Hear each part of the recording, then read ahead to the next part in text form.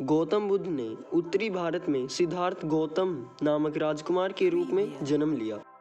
12 वर्ष की उम्र में उन्हें हिंदू पवित्र शास्त्रों में स्कूल शिक्षा के लिए भेज दिया गया और 4 साल बाद वे एक राजकुमारी से शादी करने के लिए घर लौट आए। उनका एक बेटा था और वह 10 साल तक उच्च राजघराने के रूप में रहा। लगभग 25 वर्ष की आयु में राजकुमार अब तक दुनिया के कष्टों से बच गया, जबकि एक बीमार व्यक्ति, फिर एक वृद्ध व्यक्ति, फिर एक अंतिम संस्कार जुलूस और अंत में एक भिक्षु भीख मांगते हुए शिकार पर निकला। इन दृश्यों ने उसे इतना प्रभावित किया कि वह एक ही बार में दुनिया में चला गया ताकि वह अपने द्वारा देखे गए दुखों के बारे में ज्ञान प्राप्त कर सके। वह 7 साल तक भटकता रहा और अंत में एक पीपल के पेड़ के नीचे बैठ गया, जहां उसने रहने की कसम खा ली जब तक ज्ञान नहीं आया। 7 दिनों के बाद प्रभु उन्होंने पेड़ का नाम बोध वृक्ष रख दिया। उन्होंने पेड़ का नाम बुद्धि का वृक्ष रख दिया और अपनी नई समझ को पढ़ाना और साझा करना शुरू कर दिया। उस समय उन्हें बुद्ध के नाम से जाना जाने लगा। बुद्ध ने अपना पहला उपदेश बनारस शहर में दिया, जो गंगा नदी पर सबसे पवित्र डुबकी लगाने वाले स्थल है। वह उपदेश संरक्षित किया गया है और वहाँ दिया गया है। यह एक अचूक प्रकार की पीड़ा के बारे में बुद्ध के ज्ञान को दर्शाता है। कीसा गौतमी का एक इकलौता पुत्र था और वह मर गया। अपने दुख में वह मृत बच्चे को अपने सभी पड़ोसियों से दवा मांगते हुए चली गई और लोगों ने कहा, उसने होश खो दिया है, लड़का मर चुका है।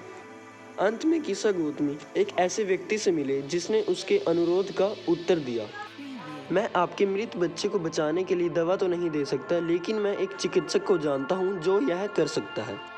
और लड़की ने कहा, प्रार्थना मुझे बताओ श्रीमान, यह कौन है? और उस व्यक्ति ने उत्तर दिया, बुद्ध शायुक मुनि के पास जाओ। कीसा गौतमी ने बुद्ध की मरम्मत की और रोया, भगवान और गुरु, मुझे यह दवा दो जिससे मेरा लड़का ठीक हो सकता है। बुद्ध ने उत्तर दिया, मुझे मुट्ठी भर सरसों चाहिए। और जब लड़की ने अपनी खुशी में इसे खरीदने का वादा किया तो बुद्ध ने कहा, सरसों का बीज ऐसे घर से लाओ जहाँ पर किसी ने अपने बच्चे, पिता, माता या पत्नी, दोस्त को नहीं खोया हो। बेचारी कीसा गौतमी अब घर घर गई और लोगों ने उस पर तरस खाकर कहा, यह राई है, ले लो। लेकिन जब उसने पूछा, क्या आपके परिवार में कोई बेटा या बेटी, पिता या माता मर गए? उन्होंने उसे उत्तर दिया, हाँ, जीवित तो थोड़े हैं परंतु मरे हुए बहुत हैं। हमारे घर में शोक का स्मरण न कर। और कोई घर न था जिसमें किसी प्रिय की मृत्यु न हुई थी। कीसा गौतमी बहुत थक गई और वह निराश हो गई और शहर की रोशनी को देखते हुए रास्ते के किनारे बैठ गई, क्योंकि वह टिमटिमा रहे थे और फिर से बुझ गए थे। अंत में हर बार की तरह अंधेरे ने रात में राज किया और उसने पुरुषों के भाग्य पर विचार किया कि उनका जीवन टिमटिमाता है और फिर बुझ जाता है।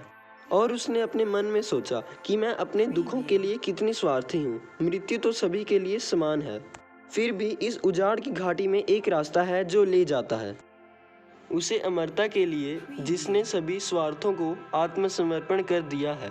बुद्ध ने कहा, इस दुनिया में नश्वर लोगों का जीवन परेशानी और दर्द से भरा हुआ है।